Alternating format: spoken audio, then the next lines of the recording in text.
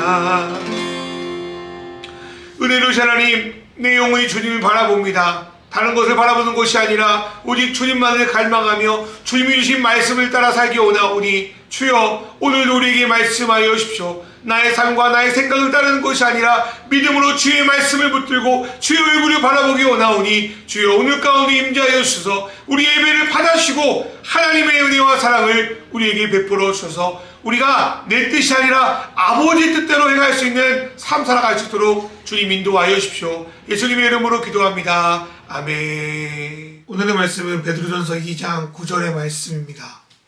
그러나 너희는 택하신 족속이요 왕같은 제사장들이요 거룩한 나라요 그의 소유가 된 백성이니 이는 너희를 어두운 데서 불러내어 그의 기이한 빛에 들어가게 하시니에 아름다운 덕을 선포하게 하려 하심이라.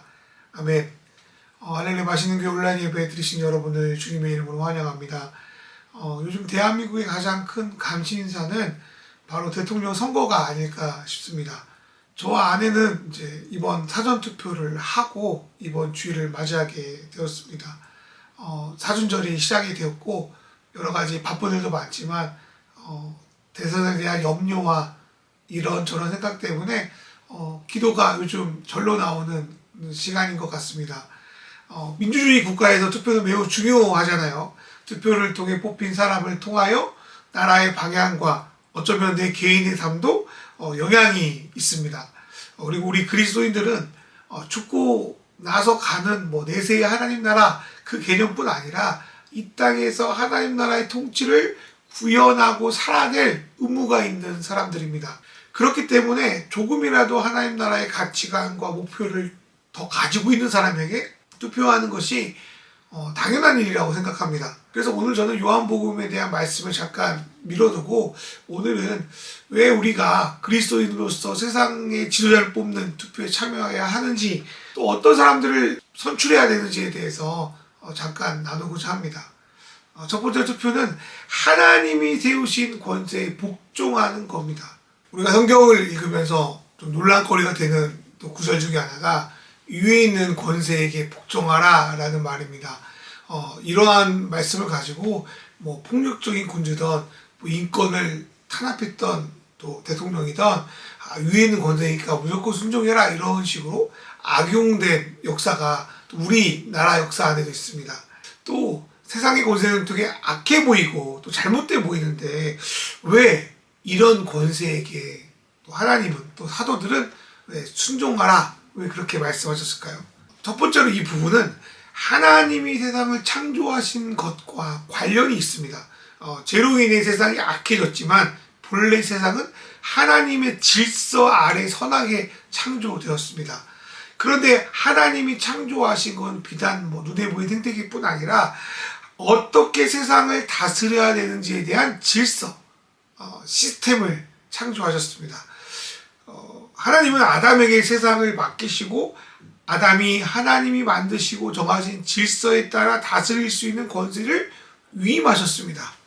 물론 이후 아담이 타락하여 세상의 권세는 폭력과 거짓과 악과 죽음으로 억눌러 있긴 하지만 그럼에도 불구하고 세상의 다스림 안에는 하나님이 세상을 다스리는 원리와 법칙이 남아 있습니다.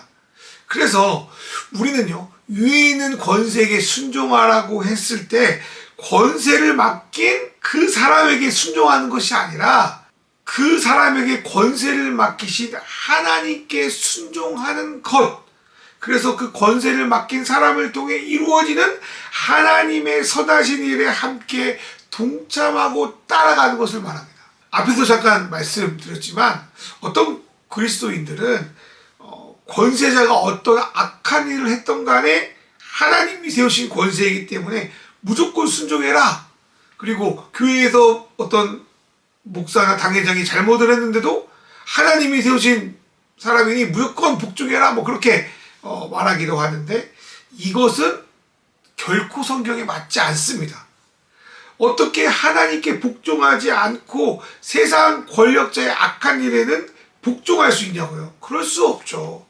어떻게 하나님 말씀을 지키지 않는 그 사람을 따르는 것이 어떻게 하나님의 말씀을 지키는 거라고 할 수 있습니까?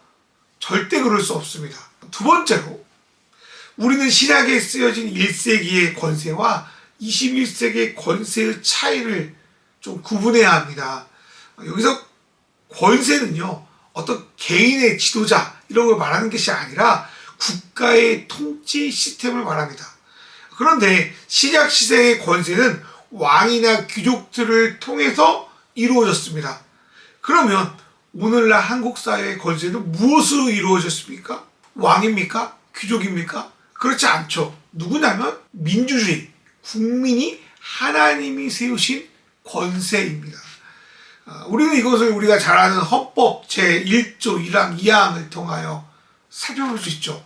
뭐 다 쓰는 걸 수 있지만 제가 읽어드리면 대한민국 헌법 제1조 1항 대한민국 민주공화국이다.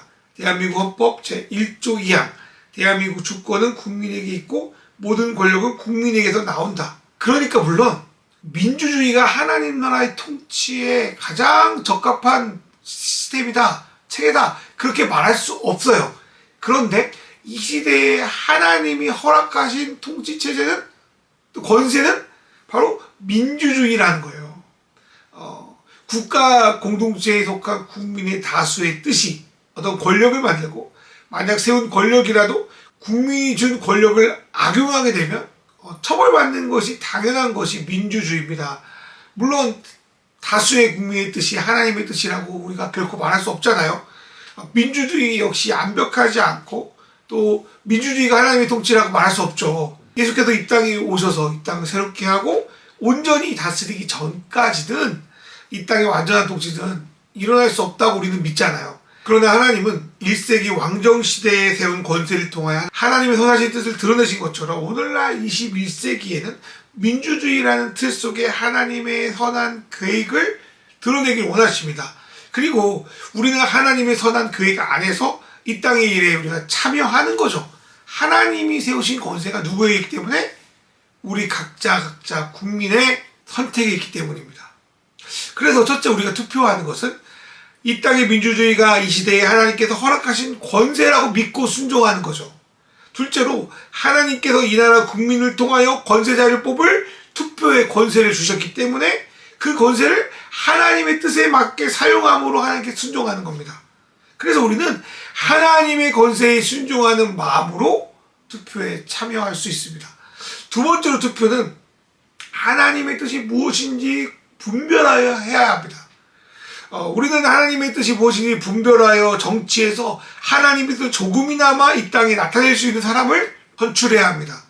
그런데 우리가 살아가는 삶 속에서 정치가 안 미치는 영역이 솔직히 없잖아요. 재산, 환경, 교육, 치안, 직업, 안식, 가난, 결혼, 가정, 출산, 육아, 쭉쭉쭉 건강, 질병, 노후까지 우리 삶의 대부분의 공적인 영역들이 정치의 영향을 받고 있습니다. 그래서 우리는 정치뿐 아니라 우리 사회 곳곳에 하나님의 뜻, 하나님의 통치가 임할 수 있도록 우리 역할을 해야 됩니다. 그렇다면 우리의 여러 가지 영역 가운데 하나님의 뜻이 무엇인지를 우리가 어떻게 파악할 수 있는가? 어떤 사람이, 어떤 후보자가 하나님의 뜻을 조금이라도 구현한 사람인지를 어떻게 알 수 있나? 우리는 당연하게도 성경을 통해서 알 수 있다고 믿습니다. 그런데 과거나 또 요즘이나 어떤 사람들은 성경을 잘못 해석해서 오히려 더 참혹한 일을 저지르게 합니다. 예를 들어서 미국이 또 아메리카 대륙을 개척할 때 미국의 상당수 신앙인들은 서부 개척을 하면서 인디안을 죽이는 것에 대한 죄책감이 없었어요. 왜냐하면은 그 당시 수많은 목사들이 뭐라고 설교사 이야기했냐면 여호수아 시대 때 그 이방인들 하나님 안 믿는 우상 숭배자를 죽인 것 같이 인디안들을 처벌하는 것이 하나님의 뜻이다 이렇게 가르쳤으니까 죄책감 없이 나는 하나님의 뜻을 위하여 이들을 죽인다 이렇게 해서 수많은 인디안들을 학살했습니다. 그 결과 수많은 인디언들이 몰살을 당하고 오늘날 소수의 사람들만이 인디안 보호구역에 있지 않습니까? 그리스도인들의 성경을 잘못 해석하면 말씀으로 생명을 살리는 것이 아니라 말씀으로 사람을 죽이는 일이 그때나 지금이나 계속적으로 나타나고 있습니다. 그렇다면 우리는 성경을 어떻게 제대로 읽을 수 있을까요? 첫 번째로 성경은 신약 성경의 조명 아래서 읽어야 합니다. 예를 들어서 원수를 사랑하라 라는 성경의 말씀을 알았다면 이렇게 끔찍한 학살을 하나님의 이름으로 자행할 수는 없었을 겁니다. 특별히 우리가 그 산상수를 보면 예수님은 구약의 말씀을 옛사람이 말한 바 이렇게 지칭하고 구약의 말씀을 그러나 나는 너에게 이르노니 라고 말씀하시면서 신약에서 새롭게 개정하는 모습을 볼 수 있습니다. 그래서 신약의 말씀 없이 어떤 구약의 간편적인 어떤 사건, 말씀을 가지고 오늘날 우리에게 문자적으로 그대로 적용하면 우리는 성경을 제대로 분별하지 못한 거라고 볼 수 있습니다. 두 번째로 우리는 성경을 예수 그리스도 중심으로 읽어야 합니다. 예수님께서 어떤 일을 해가셨는지, 또 무엇에 관심을 두셨는지, 사람들에게 어떻게 다가가셨는지, 어떤 생각을 나누셨는지, 또 예수님이 우리에게 주신 하나님 나라는 어떤 나라인지를 고민하며 우리는 성경을 해석해야 합니다. 그리고 그 성경을 읽음으로 찾아낸 뜻에 따라 예수님이 말씀하신 뜻이 조금이라도 더 보이는 사람, 조금이라도 더 드러낼 사람, 권력자, 부자 이런 사람들에게만 따라가는 사람이 아니라 예수님처럼 가난하고 소외된 자를 위해서 조금이라도 더 애써줄 사람, 이런 사람을 선택하는 것입니다. 세 번째로 우리는 성경의 1세기 상황을 들여다보고 그 1세기의 성경의 언어를 오늘날 21세기의 언어로 재해석해야 합니다. 성경의 마지막 책, 요한계시록이지만 그 마지막 책은 1세기 말에 기록되었다고 해요. 그 후에 2000년이 넘도록 세상은 급격하게 변했습니다. 그때는 너무나도 쉬웠던 단어들이 지금은 되게 어색하게 들릴 때가 많습니다. 복음의 진리는 변화되지 않지만 복음이 적용되는 그 당시의 상황과 2000년이 지난 우리의 상황은 매우 다르다는 거예요. 만약 우리가 1세기의 성경의 언어를 오늘날 우리의 언어로 재해석할 수 있다면 성경은 어제나 오늘이나 우리의 낯선검으로 우리의 말씀을 쪼개고 흔들어낼 겁니다. 그래서 성경은 되게 위험한 책이기도 합니다. 또 모진 핍박을 성경의 말씀을 따를 때 지금도 감당해야 될지도 모르겠습니다. 성경이 성경으로 해석될 때 세상은 그들을 공격합니다. 성경이 세상의 것으로 변질될 때 교회는 타락하고 성도는 무너져 버립니다. 그것은 종교개혁도 그렇고 오늘날 우리에게도 마찬가지라고 저는 생각합니다. 예수님 시대를 예를 한번 들어볼게요. 예수님 시대 이스라엘은 매우 곤란한 시대에 처했습니다. 사독 제사장 가문이면서도 로마와 헤롯의 권력에 묻혀 살아간 사두개인, 급변한 환경 속에서 율법과 행위로서 그 거룩함을 유지하고자 했던 바리새인들, 폭력과 투쟁을 통하여 새로운 이상을 꿈꿨던 열심당원들이 그 당시 이스라엘의 정치 세력들이었습니다. 그리고 이들의 퉁바구니에서 백성들은 목자 없는 양처럼 이리저리 휩쓸려 다니는 그러한 상황이었습니다. 그런데 이들 모두 나름 성경을 읽고 성경대로 산다는 사람들이었어요. 문제는 성경 해석이 다 다른 거예요. 그런 상황에서 예수님이 하나님의 아들의 권위로서 구약 성경을 해석하실 때 사람들은 예수님의 권위에 놀라워합니다. 그리고 예수님의 가르침은 그 당시 성경을 해석하는 사람들과 같지 않은 전혀 새로운 것이라고 성경은 기록하고 있습니다. 그러나 예수님의 가르침과 행동은 구약과 전혀 다른 새로운 것이 아니었습니다. 그것은 구약에서부터 말씀하신 하나님의 말씀을 그 시대의 상황과 맞게 전한 것이고, 또한 간접적으로 전해진 구약의 계시들이 예수 그리스도 속에서 직접적인 계시로 온전해졌기 때문입니다. 그런데 하나님의 아들 예수 그리스도께서 전해준 진짜 완전한 하나님의 말씀은 오히려 그 당시 정치 세력들의 반발을 일으킵니다. 이 세계를 향한 하나님의 뜻이 무엇인지가 예수님을 통하여 온전하게 전해질 때 오히려 세상은 두려워하고 반항합니다. 사두개인들은 자신의 권력을 뺏길까봐요. 바리새인들은 자신의 신념이 깨질까봐요. 열심당들은 자신들이 추구하는 가치와 예수님의 가치가 달라서, 제자들은 자기가 생각한 것과 달라서 도망가기도 하고요. 무리들은 언제는 막 예수님을 왕으로 모신다고 따랐다가도 한순간에 돌변해가지고 예수를 십자가에 못 박으라고 소리칩니다. 그래서 결국 예수님은 십자가에 돌아가십니다. 그래서 어떤 신학자들은 뭐라고 말하냐면 예수의 죽음은 이 세상의 모든 정치 세력들이 공모하여 죽였다, 이렇게 해석하기도 합니다. 사랑하는 여러분, 만약 이 시대의 예수님의 말씀이 우리에게 온전히 재해석된다면 또 그 말씀이 그리스도인을 통하여 조금이라도 이 땅 가운데 적용되어진다면 세상은 예수님 시대와 마찬가지로 엄청난 반응을 보이게 될 겁니다. 때론 놀라기도 하고요. 때론 두려워하기도 할 것입니다. 때론 환호하기도 하고 때론 핍박하기도 할 것입니다.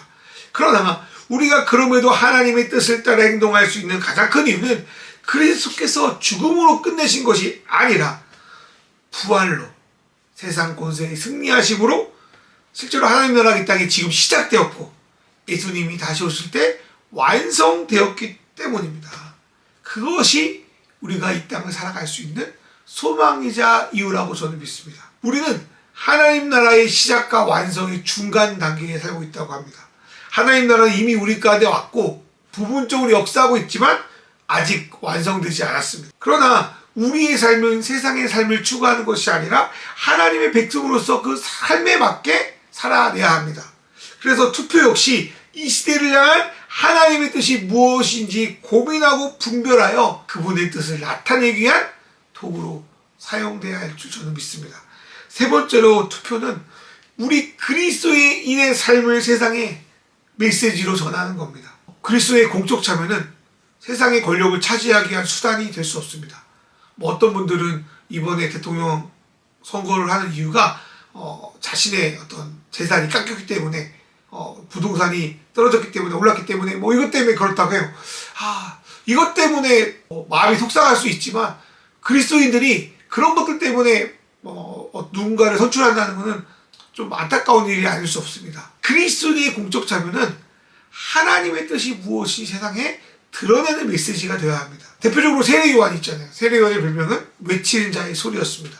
세례요한은 이스라엘 백성이 하나님의 뜻을 메시지로 전합니다. 메뚜기와 석청을 먹으면서 살아가는 것을 통하여 회개하고 세례를 주는 행동을 통하여 그 메시지가 사람들에게 전달됩니다.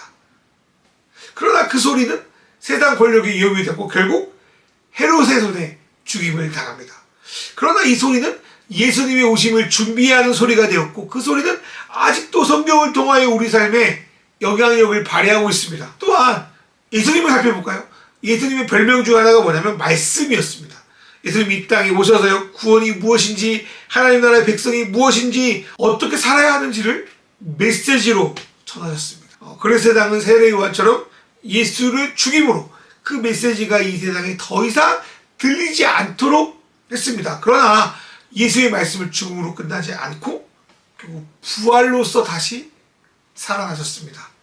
십자가에 죽으신 예수님의 삶은 우리의 구원의 메시지가 되었고요. 예수님의 부활은 세상의 모든 권력에서 승리하시는 능력이 되었습니다. 그리고 이 시대에도 그 말씀이신 예수 그리스도의 메시지를 우리가 듣고 받아들인 자에게 그 메시지가 능력이 되고 그 메시지를 통하여 우리는 하나님께 영광을 돌릴 수 있습니다. 그리고 하나님은 그 메시지를 받아들인 사람을 통하여 이 땅 가운데 하나님의 아름다운 덕을 전하기를 원하십니다. 우리 투표도 마찬가지로 저는 생각해요. 우리의 작은 투표를 통해서 우리 기독교인들은 자기 욕망을 추구하는 것이 아니라 하나님의 온전한 메시지를 드러내는 일에 사용해야 된다고 저는 믿습니다. 투표는 그리스도인이 이 세상에 참여하는 가장 쉬운 방법입니다. 그런데 이 투표는 그리스도인들의 세상에 하나님의 아름다움을 드러낼 수 있는 가장 강력한 메시지가 될 수 있음을 기억하시길 바랍니다. 오늘 말씀을 좀 맺겠습니다. 우리가 살면서 실수하는 것 중에 하나가 자신의 뜻이 하나님의 뜻이라고 착각하는 겁니다. 그래서 자기 욕망을 하나님의 뜻으로 둔갑시켜서요, 하나님을 자기 성취를 위한 도구로 이용합니다. 그래서 말로 하나님 믿는다, 성경 장린다 하면서 자신의 욕망을 위해서 어떠한 선택을 하기가 쉽습니다. 물론 사람은 자기 이익을 위한 선택을 하는 것이 쉽습니다. 그러나 그리스도인들은 나보다 예수 그리스도의 뜻, 나의 유익보다는 나보다 좀 힘들고 어려운 이들을 위한 선택을 해야 될 거라고 저는 믿습니다. 사랑하는 여러분, 우리의 어떤 사심을 내려놓고 성경을 좀 객관적인 눈빛으로, 객관적인 어떤 생각으로 한번 읽어보십시오. 그럴 때 이제까지 나의 욕심 때문에 가려져 보이지 않았던 하나님의 뜻들이 보이기 시작할 겁니다. 궁금해지기 시작할 거예요. 그리고 그것이 무슨 뜻인지 분별하게 되면 거기서 머물러서는 안 돼요. 성령님께 도움을 요청하고 내가 육신의 욕망을 쫓아 살아가는 삶이 아니라 성령의 욕망을 쫓아 하나님의 뜻을 나의 삶의 행위로서 드러내는 삶을 살아야 합니다. 사랑하는 믿음의 성도 여러분, 예수님께서 겟세마네 동산에서 내 뜻대로 마옵시고 아버지 뜻대로 하소서 이렇게 기도하시잖아요. 그것처럼 내 뜻이 아닌 하나님의 뜻을 구하며 이번 선거에 임하셨으면 좋겠습니다. 그래서 조금이라도 하나님의 뜻에 합당한 나라를 이루어가는 저와 여러분 되기를 주님의 이름으로 축원합니다.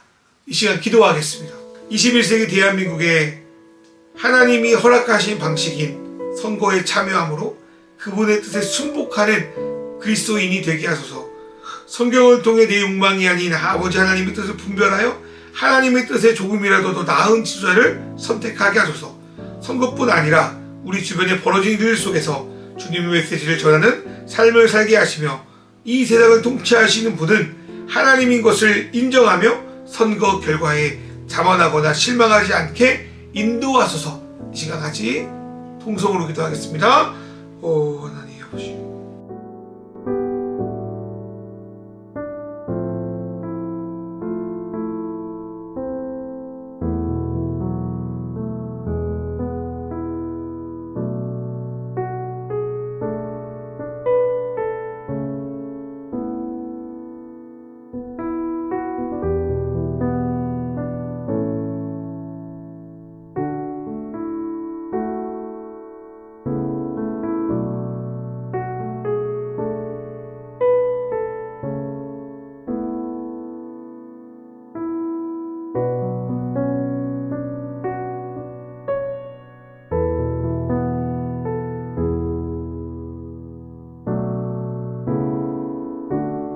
하나님 아버지, 대한민국의 대통령 선거가 얼마 남지 않았습니다.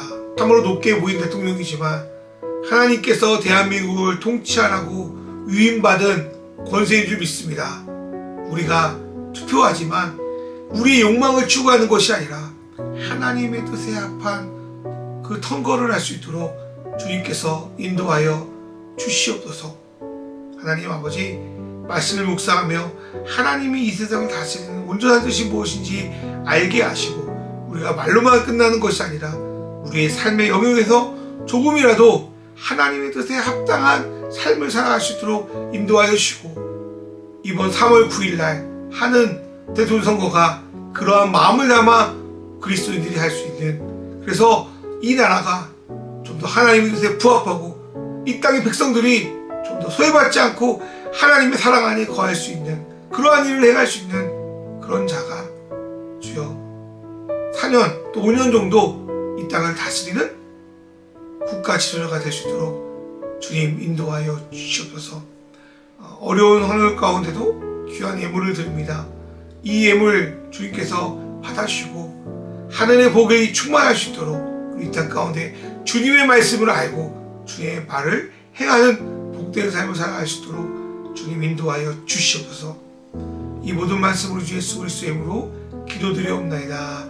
아멘. 이제는 우리 주 예수 그리스도의 은혜와 하나님 아버지의 사랑과 성령님의 인도하심이 어려운 상황 가운데도 그리스도인으로서 삶의 고백을 드리는 믿음의 성도들 머리머리 위에 이제부터 영원히 함께 하시기를 간절히 축원하옵나이다. 아멘.